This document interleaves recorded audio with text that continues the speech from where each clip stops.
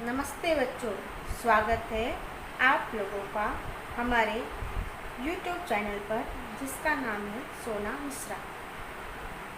बच्चों, 1 मिनट के लिए कल्पना कीजिए, अगर हमारे आसपास जितने भी लोग हैं, जितने भी स्थान हैं, पशु पक्षी तथा वस्तुएं हैं, अगर उनका कोई नाम ही नहीं होता तो क्या होता?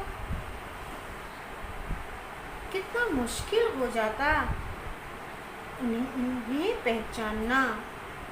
तो हमने अगर हर चीज़ों के नाम दे रखे हैं वो उनकी पहचान के लिए, अर्थात ये नाम क्या है? ये नाम हमारी पहचान है।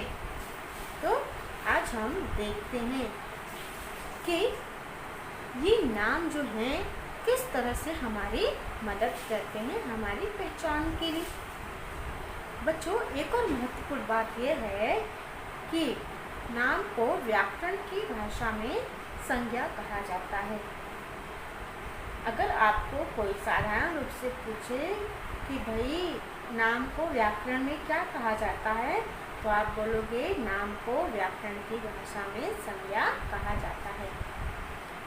इसे इंग्लिश में हम नाउन के नाम से जानते हैं। संज्ञा को इंग्लिश में हम नाउन के नाम से जानते हैं। आइए अब हम देखते हैं कुछ संज्ञा शब्द। सबसे पहले हम कुछ नाम देखते हैं।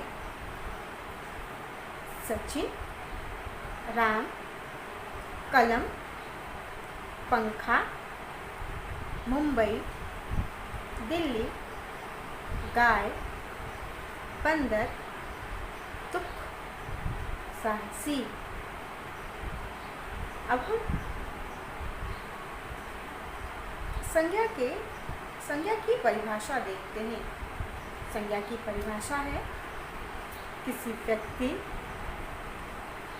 वस्तु, स्थान, प्राणी और भाव के नाम को संज्ञा कहते हैं। परिभाषा एक बार फिर से देखते हैं। किसी व्यक्ति, वस्तु, स्थान, प्राणी और भाव के नाम को संज्ञा कहते हैं। अब हम यहाँ पर देखते हैं सचिन और राम, ये किसके नाम हैं? ये व्यक्तियों के नाम हैं। कलम, पंखा, ये किसके नाम हैं? वस्तुओं के नाम हैं। मुंबई, दिल्ली, ये किसके नाम हैं? स्थान के नाम हैं। गाय, बंदर, ये प्राणियों के नाम हैं। दुख, साहसी, ये हमारे भाव के नाम हैं। भाव मतलब होते हैं हमारे इमोशंस, जिसको सिर्फ हम महसूस कर सकते हैं, फील कर सकते हैं, वो होते हैं हमारे भाव। तो इन्हीं के आधार पर एक बार संज्ञा की परिभाषा और देख लेते हैं। किसी व्यक्ति, वस्तु, स्थान, प्राणी और भाव के नाम को संज्ञा कहते हैं। अब आप लोगों को परिभाषा अच्छी तरह से याद हो गई होगी। अब हम आगे चलते हैं और संज्ञा के भेद देखते हैं। भेद का अर्थ होता है टाइप्स। कितने प्रकार होते हैं संज्ञा के? तो संज्ञा के प्रकार देखते हुए हम आगे बढ़ते हैं। व्यक्तिवाचक संज्ञा, जातिवाचक संज्ञा, भाववाचक संज्ञा। संज्ञा के मुख्यतः हिंदी में 3 भेद हैं। व्यक्तिवाचक संज्ञा, जातिवाचक संज्ञा और भाववाचक संज्ञा। कहीं कहीं हमें संज्ञा के जातिवाचक रूप के 2 भेद और दिखाई देते हैं। वो हैं द्रव्यवाचक संज्ञा और समूहवाचक संज्ञा। और ये दोनों जो संज्ञा के प्रकार आए हैं, द्रव्यवाचक संज्ञा और समूहवाचक संज्ञा, ये इंग्लिश से आए हुए हैं, ऐसा कुछ विद्वानों का मानना है।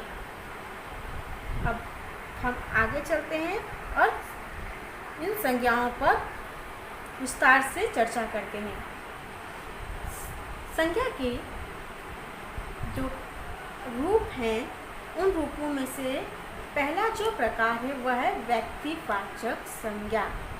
व्यक्तिवाचक संज्ञा, यहाँ पर हमने कुछ व्यक्तिवाचक संज्ञाओं के उदाहरण देखे हैं,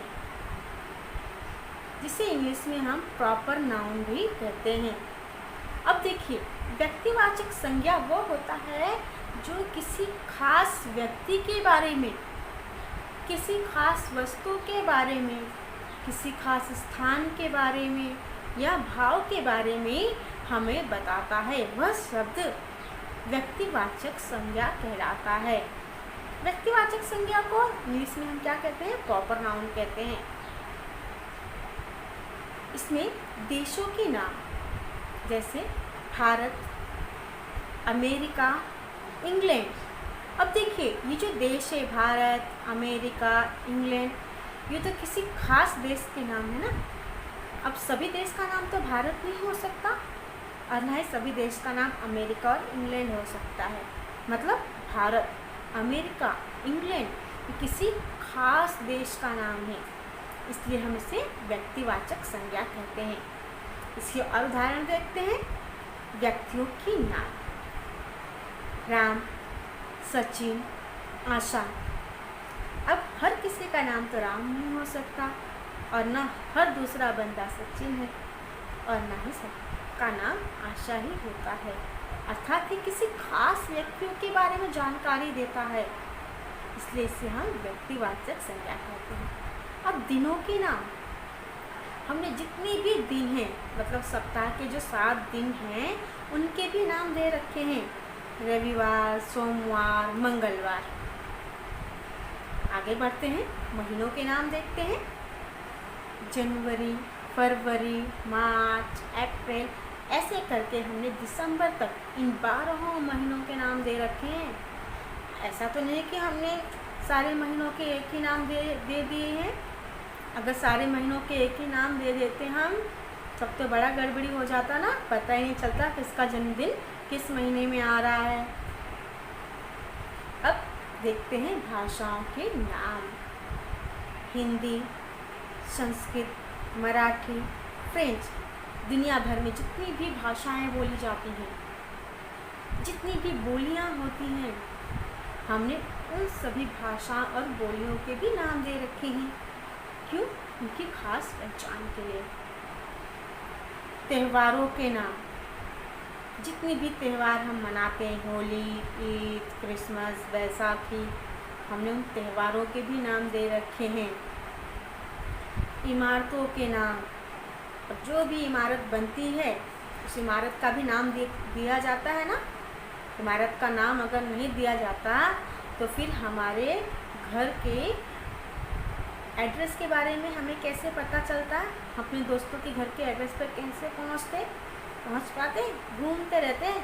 अगर हर इमारत का एक ही नाम होता, इसलिए हमने उसके खास नाम दिए हैं और अपने पसंद के नाम देते हैं। ठीक है, जैसे ताजमहल हो गया, लाल किला हो गया, कुतुब मीनार हो गया, बुर्ज खलीफा जो दुनिया का सबसे ऊंची इमारत है उसका भी नाम दे रखा है। ठीक है, अब देखते हैं नदियों के नाम। गंगा, यमुना, रावी, नील, ये सब नदियों के नाम हैं। अब इसी तरह से हमने ऋतुओं के भी नाम दे रखे हैं। ऋतु मतलब मौसम, जितने भी मौसम होते हैं उसके भी नाम दे रखे हैं। सर्दी, गर्मी, बारिश। ठीक है, इस तरह हमने ऋतुओं के भी नाम दे रखे हैं ताकि ऋतुओं की पहचान हो सके। आइए बच्चों, अब हम संज्ञा के दूसरे प्रकार जातिवाचक संज्ञा की तरफ बढ़ते हैं। यहाँ पर कुछ जातिवाचक संज्ञाएं हैं, उनके उदाहरण देखते हैं। अब जातिवाचक संज्ञा को इंग्लिश में हम कॉमन नाउन कहते हैं। कॉमन नाउन मतलब सामान्य नाम, जो सबके लिए एक ही होता है, उसे जातिवाचक संज्ञा कहते हैं, जो एक ही जाति पर लागू होता है। ठीक है, जैसे कि मनुष्य संबंधी नाम पहले हम देखते हैं। तो इसमें शिक्षक, अब शिक्षक तो पूरी एक व्यक्ति के लिए नहीं है, किसी एक व्यक्ति की खास पहचान नहीं है। शिक्षक क्या है? एक पद का नाम है, एक पोस्ट का नाम है। तो यहाँ पर शिक्षक क्या है, सभी शिक्षक वर्ग के बारे में बताया जा रहा है। यहाँ पर शिक्षक, विद्यार्थी, नेता, मनुष्य, ये सभी क्या है, मनुष्य संबंधी जातिवाचक संज्ञाएं हैं। अब शिक्षक का नाम हो सकता है, शिक्षक का नाम मान लीजिए रमेश। रमेश एक शिक्षक है, तो रमेश क्या हो जाएगा वहाँ पर, रमेश व्यक्तिवाचक संज्ञा हो जाएगा। लेकिन अगर शिक्षक कहा जाए तो शिक्षक क्या हो जाएगा, जातिवाचक संज्ञा। ठीक है, क्योंकि शिक्षक तो बहुत सारे हैं, विद्यार्थी भी बहुत सारे होते हैं, लेकिन उस खास विद्यार्थी का एक नाम होना चाहिए। ठीक है, तब हो जा कर के व्यक्तिवाचक संज्ञा बनता है। अब स्थान संबंधी संज्ञाओं के बारे में देखते हैं। नगर, गांव, मैदान, देश, इमारत। अब यहाँ पर नगर तो बहुत सारे होते हैं ना। अगर नगर का हमने कोई नाम दे दिया, चलो दे दिया रामपुर, तो वो क्या हो जाएगा, व्यक्तिवाचक संज्ञा। लेकिन नगर अगर दे दिया जाए हो जाएगा जातिवाचक संज्ञा। गांव, मैदान, देश, इमारत, हमने इन सब के भी नाम दे रखे ना। हर गांव का अलग अलग नाम होता है।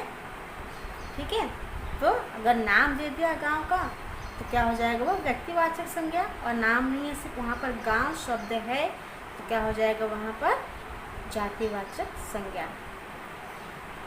मैदान, खेल के हर मैदान का नाम हम देते हैं। अगर मैदान का कोई नाम दे दिया गया तो हो जाएगा व्यक्तिवाचक संज्ञा।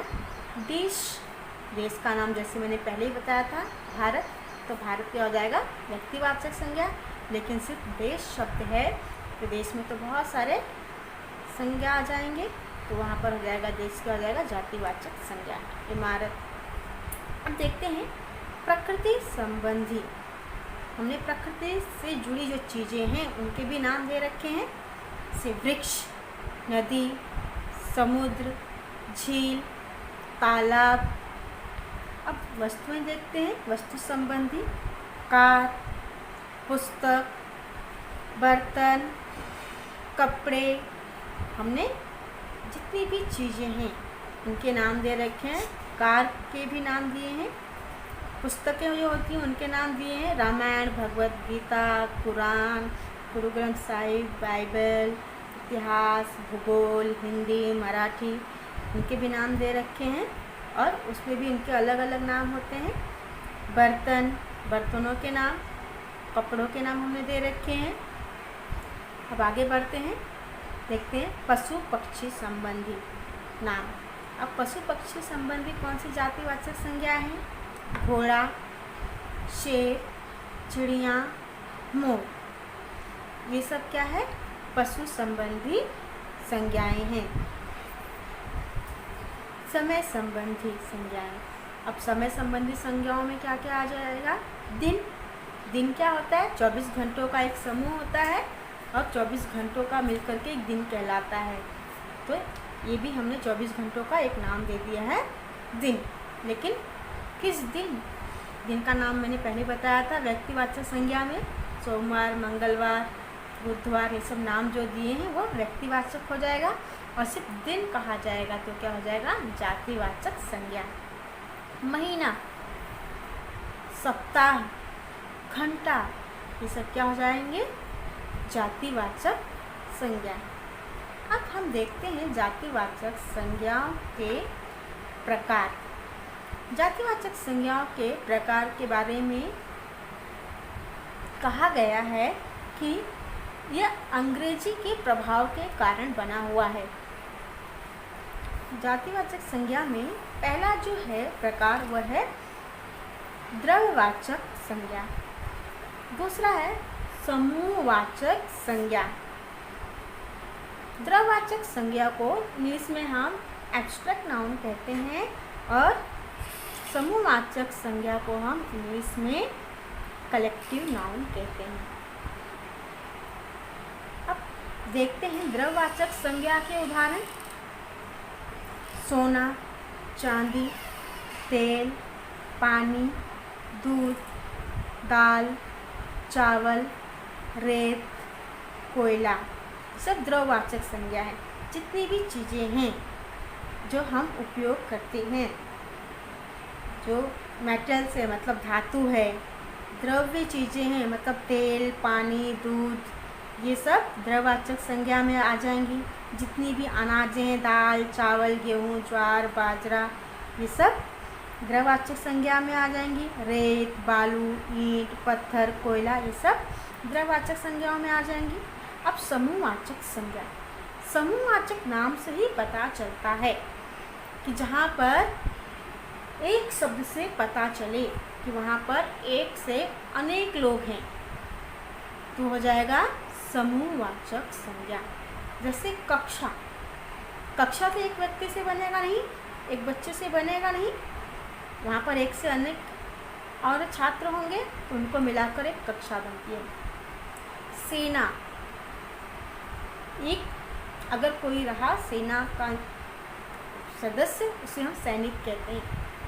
लेकिन एक से अधिक लोग अगर उस समूह में शामिल हो जाएंगे, सैनिकों के समूह में शामिल हो जाएंगे, तब जाकर के एक सेना बनती है। तो समूहवाचक संज्ञा जुलूस, जुलूस में भी एक से अधिक लोग होते हैं। टोली, टोली में भी एक से अधिक लोग होते हैं। झुंड, झुंड में भी एक से अधिक लोग होते हैं। इसलिए क्या है? समूहवाचक संज्ञा। तो इतना आप लोगों को क्लियर हुआ कि जातिवाचक संज्ञा के दो भेद हैं, द्रववाचक संज्ञा और समूहवाचक संज्ञा। जातिवाचक संज्ञा को हम एब्स्ट्रैक्ट नाउन कहते हैं और समूहवाचक संज्ञा को हम इंग्लिश में कलेक्टिव नाउन कहते हैं। द्रववाचक संज्ञा में जो हमारी उपयोग की चीज़ें होती हैं, वो सारी चीज़ें क्या हो जाएंगी? द्रववाचक संज्ञा में। समूहवाचक संज्ञा में वह शब्द जो हमें बताए कि वहाँ पर एक से अनेक लोग हैं, तो वो हो जाएगा समूहवाचक संज्ञा। आइए अब चलते हैं संज्ञा के जो अंतिम प्रकार है भाववाचक संज्ञा, उसकी तरफ। भाववाचक, इसे अब इंग्लिश में एब्स्ट्रैक्ट नाउन भी कहते हैं। भाव का अर्थ मैंने आपको पहले बताया था, भाव का अर्थ होता है इमोशंस, जिसको सिर्फ हम महसूस कर सकते हैं, उसको छू नहीं सकते हैं, सिर्फ महसूस कर सकते हैं। अब इसके उदाहरण हम देखते हैं। तो इसमें कौन कौन से संज्ञा शब्द आ सकते हैं? अवस्था, मतलब हमारी जितनी भी अवस्थाएं होती हैं, बचपन, जवानी, बुढ़ापा, ये सारे संज्ञा शब्द जो होंगे ये भाववाचक संज्ञा शब्द होंगे। स्वाद, जितनी भी स्वाद है मतलब टेस्ट, तीखा, मीठा, कड़वा, खट्टा, ये सब के सब जो हैं हमारे मन के भाव हैं। ठीक है, ये क्या हो जाएंगे? भाववाचक संज्ञा। अब आप सोचोगे कि जितने भी स्वाद है भाववाचक संज्ञा कैसे होंगे? तो इसका सिंपल सा उदाहरण है कि कोई चीज़ किसी को अधिक तीखी लगती है तो किसी को तीखी नहीं लगती, किसी को कुछ मीठा पसंद है तो किसी को मीठा पसंद नहीं है। ठीक है, कोई ज़्यादा मीठी चाय लेता है तो कोई कम मीठा।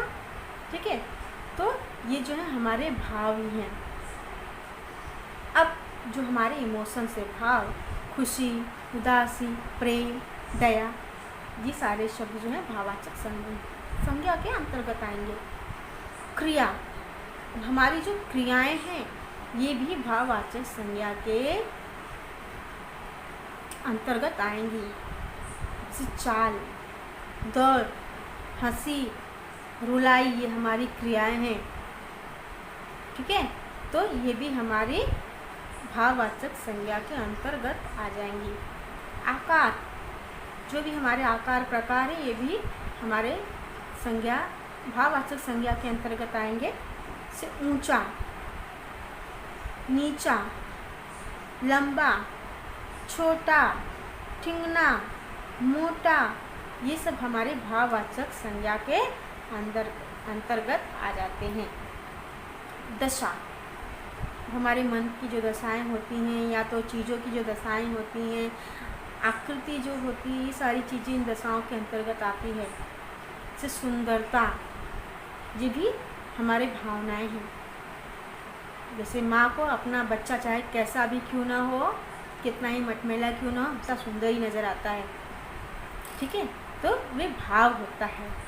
कुरूप, ये भी हमारे भाव है। जरूरी नहीं कि जो चीज़ें आपको कुरूप लगती हो सबको कुरूप लगती हो, किसी एक के लिए तो वो सुंदर रूपवान लग रहा होगा, तो वो भी हमारे भावनाएं हैं। गरीब, अमीर, गरीबी, अमीरी, ये सब भी जो है हमारी भावनाएं हैं। गुण दोष, अब जितने भी हमारे गुण दोष हैं ये भी भाववाचक संज्ञा के अंतर्गत आ जाते हैं। जैसे बहादुर, साहसी, ये तो हमारे गुण है ना, लेकिन ये भाववाचक संज्ञा है। कायर, डरपोक, ये तो हमारे दोष हैं, हमारे अवगुण हैं, लेकिन फिर भी इन्हें हम भाववाचक संज्ञा के अंतर्गत शामिल करते हैं। तो बच्चों, आज हमने क्या देखा? संज्ञा, संज्ञा के प्रकार। फिर अब हम संज्ञा के उदाहरण। अब आपके लिए एक प्रश्न है, आप उस प्रश्न का उत्तर कमेंट बॉक्स में लिखिएगा कि आपने संज्ञा को कितना समझा है। ठीक है, प्रश्न है आपका, प्यास और भूख संज्ञा का कौन सा रूप है? प्रश्न एक बार और पढ़ती हूँ। प्यास और भूख संज्ञा का कौन सा रूप है? आप कमेंट बॉक्स में इसके उत्तर को लिखिए। अगर हमारी वीडियो पसंद आए इसे लाइक कीजिए, सब्सक्राइब कीजिए और अपने दोस्तों में शेयर कीजिए। मिलते हैं अगले वीडियो में, तब तक के लिए नमस्ते।